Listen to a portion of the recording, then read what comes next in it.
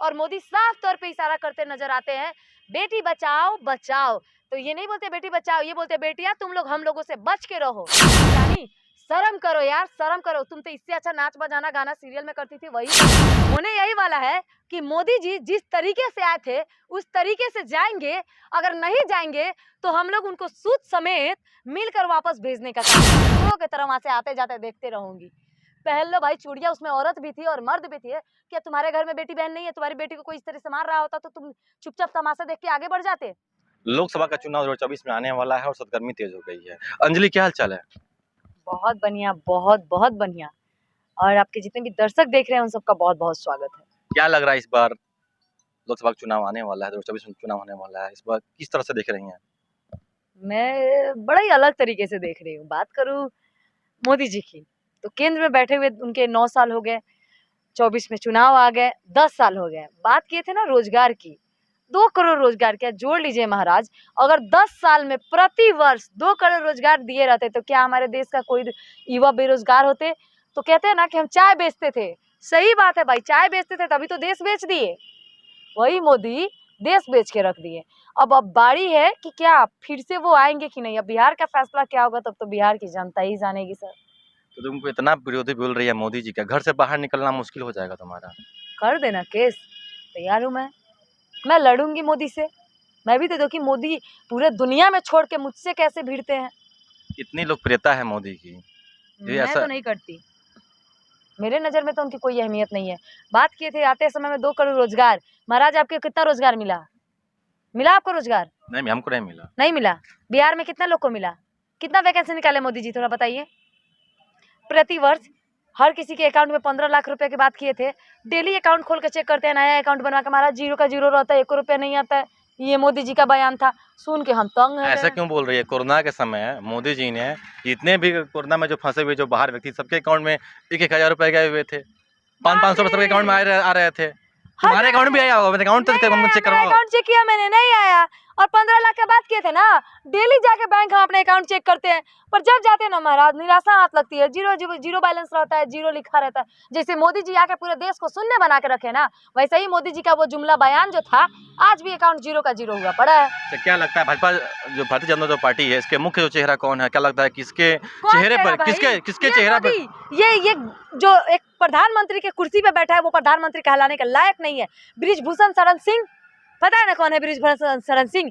सांसद का वो विधायक थी, बीजेपी का वो सांसद जो महिला पहलवानों के साथ क्या करेगा, उसके साथ दुर्व्यवहार किया है, उसके साथ गलत किया है और सब धरना दे रहा है। तो नया संसद भवन का ओपनिंग किया जा रहा है और उन्हीं महिला पहलवानों को जूते से लात से मारा जा रहा है। वो महिला पहलवान जो सम्मान लाती है हमारे भारत के लिए, गोल्ड मेडलिस्ट महिलाओं की बात कर रहे हैं, महिला पहलवानों की बात कर रहे हैं, जो महिला अपना मेडल लेके गंगा में प्रवाहित करने पहुंच जा रही है, वो मोदी अभी भी चुपकी साधी हुई है और अपने चंद चमचों को बचाने के लिए अभी भी केंद्र सरकार जैसा घटिया आदमी प्रधानमंत्री की कुर्सी को शर्मसार कर रही है। ये प्रधानमंत्री है। उनका विधायक अभी, उनका सांसद अभी तक क्यों नहीं पकड़ा गया? क्यों नहीं पकड़ा गया? उससे भी मामला अभी जाके देखिए वहां पे पातेपुर में, करतास थाना में, ये लालगंज क्षेत्र की बात कर रही हूँ। वहां का विधायक है बीजेपी का संजय सिंह, जो वहां का विधायक है, उसके विधायक उसके एरिया में एक लड़की को मिलके 5 राजपूत मार देते हैं, उसकी जान ले लेते हैं, जहर पिला देते हैं। और उसके क्षेत्र का विधायक उस बच्ची से, दलित परिवार की बेटी है, उससे मिलने तक नहीं आया। क्यों? क्योंकि वो गरीब है, वो मलाह जाति से है, इसीलिए मिलने नहीं आया कोई उनसे। भाई मोदी जी की सरकार अडानी अंबानी की सरकार है, हम गरीबों की सरकार नहीं है। और जो गरीबों के बच्चे हैं ना, उनके साथ ही अक्सर रेप होगा, उनके साथ ही अक्सर दुष्कर्म होगा और ये सारा का जिम्मेदारी ठेका तो मोदी जी लेके बैठे हैं भाई। तभी तो उनका सांसद जिसपे पोक्सो एक्ट होता है उस पर एक बार हो जाए, जिसपे पोक्सो, ये सीधा पुलिस का फर्ज बनता है कि पहले उसको अरेस्ट करे, बाद में पूछताछ छानबीन होती है पोक्सो एक्ट दर्ज कराने के बाद। पर अभी भी वो सांसद घूम रहे हैं भाई। वो स्मृति ईरानी कहाँ गई जो चूड़ियाँ भेजने का काम करती थी मनमोहन सिंह का? जब 1200 रुपये सिलेंडर का दाम था, मनमोहन सिंह को चूड़ी भेजती थी, आज 1250 है। क्यों नहीं आज वो स्मृति ईरानी आके सिलेंडर लेके अपने माथे पर डांस कर रही है? आज क्यों? क्या कर रही हो स्मृति ईरानी? शर्म नहीं आती है? आज उठाओ ना आवाज, 1250 रुपये तुम्हारा मोदी कर दिया है गैस का दाम। आज चूड़ी नहीं भेजोगी? नहीं भेजोगी तो बोलो हम लोग मोदी जी को चूड़ी भेज देते हैं, पहन ले हम लोग का चूड़ी। क्या अंजलि किस पार्टी की प्रवक्ता है? नहीं हूं मैं किसी पार्टी का प्रवक्ता। भाई मैं ना तो प्रवक्ता हूँ, मैं एक इंसान हूँ, ना तो मैं किसी पार्टी से हूँ और ना ही किसी पार्टी का प्रवक्ता हूँ और ना ही किसी पार्टी का एजेंट हूँ कि मैं किसी पार्टी की तरफ से बोलूँ। अब तंग आ गई हूँ, मैं एक इंसान हूँ और मुझसे रहा नहीं जा रहा है। मेरे बिहार या मेरी या जिन लड़कियों के साथ मैंने दुष्कर्म होते हुए देखा है, मैं क्या बात करें कि मैं उस बच्ची का लाश देख के आई हूँ अपनी आंखों से। पातेपुर में बात कर रही हूँ, 5 राजपूत मिलकर उसको मार देते हैं, पर ना तो अभी तक कोई अरेस्ट हुआ है। वहाँ के जो थानेदार है वो भी राजपूत, जो विधायक है वो भी राजपूत, सब बीजेपी वाले हैं भाई। और बीजेपी का किसी नेता पर सुने हैं आज तक केस हुआ हो? ईडी और छापेमारी जब होती है ना, सीबीआई और ईडी का रेड होता है, तो वो सिर्फ तेजस्वी के यहाँ होता है। वो इसलिए क्योंकि वो सारे ईडी और सीबीआई चमचे हैं मोदी जी का, तभी तो उनके किसी नेताओं के घर पे छापा नहीं मारा। तो क्या लग रहा है अंजलि को सिर्फ राजपूत से ही दुश्मनी है क्या? सिर्फ राजपूत का नाम ले रही है, जो एक भारतीय जनता जो पार्टी है उसमें हर कास्ट के लोग उसमें नेता हैं, तो सिर्फ आपको राजपूत ही क्यों याद आ रहा है बार बार? अगर आप राजपूत गलत नहीं है तो उस दलित परिवार को, उस मलाह के बच्ची को इंसाफ दिलाइए। उसको जिन 5 दरिंदों ने मारा उसमें एक आदमी मिलिट्री से रिटायर्ड आदमी था। कौन सा मिलिट्री मैन ऐसा होता है जी जो एक लड़की को पैसे देता है, फोन देता है? 45 साल का आदमी एक 15 साल 12 साल की लड़की को आप देने जाएंगे? आप मिलिट्री से रिटायर्ड होते तो ऐसे दुष्कर्म करते किसी के साथ? बताइए आप हमें। क्यों बीजेपी चुप है? क्यों आज वो नरेंद्र मोदी बृजभूषण शरण सिंह के खिलाफ आवाज नहीं उठा रही है? क्यों अभी तक उसकी गिरफ्तारी नहीं हुई है? क्यों उन महिला पहलवानों के साथ लात जूते से मारा गया? मुझे कोई जवाब दे सकता है इस बात का? है किसी के पास जवाब? दे मुझे जवाब। वो सारे मैं बीजेपी के चमचों से ये सवाल पूछ रही हूँ जो आज महिला पहलवानों के साथ हो रहा है दिल्ली में।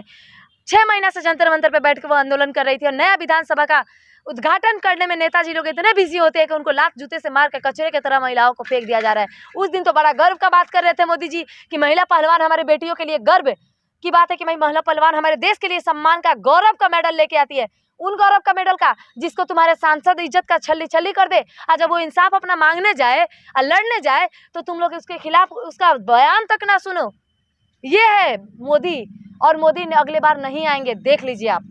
अगर वो आते हैं ना तो बिहार की जनता बेवकूफ होगी जो वैसे पापी इंसान को फिर से एक सम्मानित पद देगी और उस पद के गरिमा को बर्बाद करेगी, वो बिहार की जनता होगी। क्योंकि हमारे बिहार में वो इंसान जो बेटी बचाओ और बेटी पढ़ाओ का नारा देता है ना, यकीन मानिए कहीं भी अभी भी बेटी ना सुरक्षित है और ना ही बेटी बची हुई है। और मोदी साफ तौर पे इशारा करते नजर आते हैं, बेटी बचाओ बचाओ।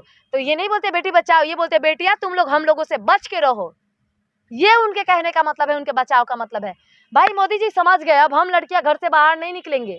वो इसलिए ना कि घर से बाहर एक बच्ची कोचिंग पढ़ने जाती है जिसको 5 दरिंदे मिलकर मार देते हैं और आपका पुलिस वाला बस देखता रहता है। और आपका राज तो इतना है ना कि कोई अरेस्ट तक नहीं होता है। जैसे बृजभूषण शरण सिंह अभी तक आजाद होकर घूम रहे हैं। और स्मृति ईरानी, शर्म करो यार, शर्म करो। तुम तो इससे अच्छा नाच बजाना गाना सीरियल में करती थी, वही बहुत था। आज तो तुम देश को नचा के रखी हो। क्यों? आज तुम एक औरत नहीं हो और तुम्हारे पार्टी का विधायक ऐसा गलती कर रहा है, सांसद ऐसा गलती कर रहा है, क्या उनको बचाने का उनको जेल भेजने का हक तुम्हारा नहीं बनता है?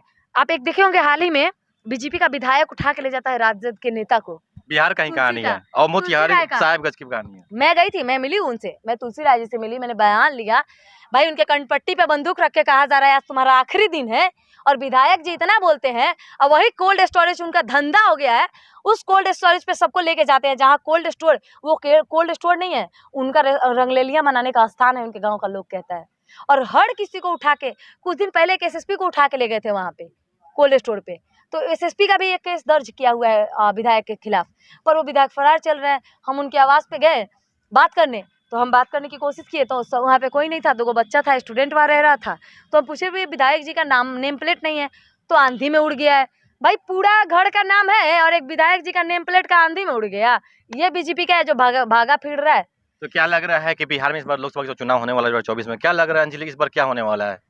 होने यही वाला है कि मोदी जी जिस तरीके से आए थे उस तरीके से जाएंगे। अगर नहीं जाएंगे तो हम लोग उनको सूद समेत मिलकर वापस भेजने का काम करेंगे। और उनका 24 में सुपरा साफ है, वो अब आने वाले नहीं है। तो क्या लग रहा है प्रधानमंत्री का चेहरा कौन है आपके नजर में? अब वो जनता डिसाइड कर लेगी, वो जनता पे छोड़ दीजिए, वो जनता का फैसला है। जनता आपको कौन पसंद है? राहुल गांधी पसंद है क्या?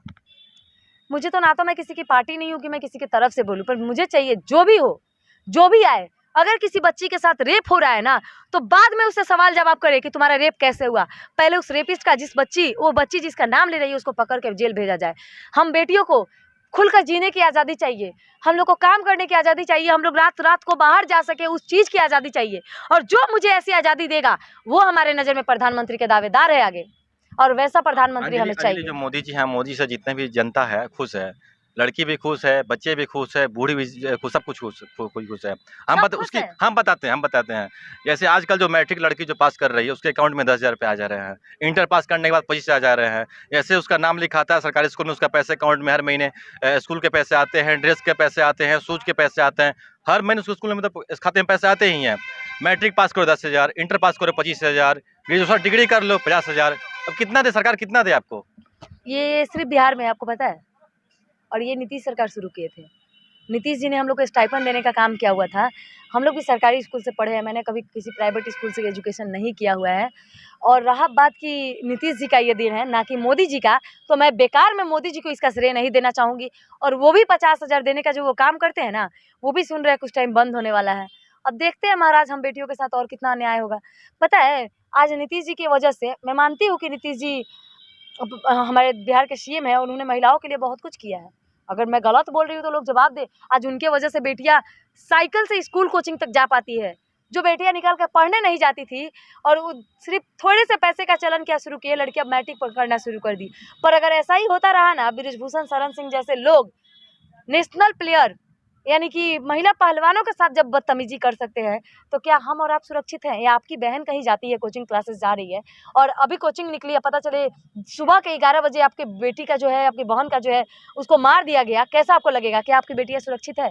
ऐसे में कौन बेटी बाहर निकलना चाहेगी? मैं तो नहीं निकलना चाहूँगी भाई, मुझे तो बहुत डर लगता है कि मैं निकलूँ तो पता नहीं कल मैं लौट के घर वापस आऊँ कि नहीं आऊँ। ये हमारा सरकार है। मैं बात बिहार की नहीं कर रही हूँ, मैं बात पूरे इंडिया का कर रही हूँ। सोचिए कि निर्भया रेप केस के बाद ये दावा किया गया था सुप्रीम कोर्ट की तरफ से कि रेप केस जो है वो घट जाएंगे, पर आंकड़े जो है वो बढ़ती चली गई। दिल्ली में फिलहाल मर्डर हुआ है। मैंने बात करी हूँ ना, वहाँ पे आम आदमी पार्टी की सरकार है ना, बिल्कुल क्यों नहीं बोल रही है? बोलो। बिल्कुल बोलेंगे। ये साक्षी साहिल की जो कहानी आपकी, बोलो। मुझे पता है जी, साक्षी साहिल का जिस तरह मर्डर हुआ, मैं सरकार से सवाल उठाने से पहले उस वहाँ के खड़े उन लोगों से जो हिजड़ों के तरह वहाँ पे देख रहे थे ना, उनसे सवाल करना चाहूंगी।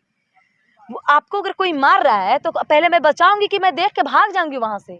मैं बिल्कुल उसको बचाने का काम करूंगी, ना कि उन हिजड़ों की तरह वहां से आते जाते देखते रहूंगी। पहन लो भाई चूड़िया, उसमें औरत भी थी और मर्द भी थी।